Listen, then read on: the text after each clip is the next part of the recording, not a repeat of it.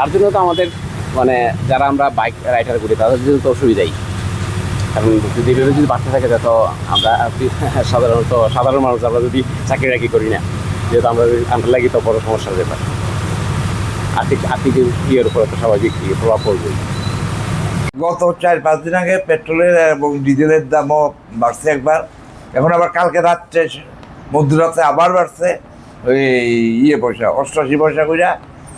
ফলে জানি না পরে নেক্সট টাইম আবার বাড়বো কিনা, কারণ আন্তর্জাতিক বাজারে বাইরেই চলছে ক্রুড অয়েলের দাম। যদি না বাড়ে তো আর বাড়তে না, যদি বাড়ে আবার বাড়তে পারে এই আশা করি আর কি। বর্তমানে কত রেট? বর্তমানে পেট্রোলের দাম হলো 101 টাকা 44 পয়সা, আর ডিজেলের দাম হলো 90 টাকা 90 টাকা 42 42 পয়সা।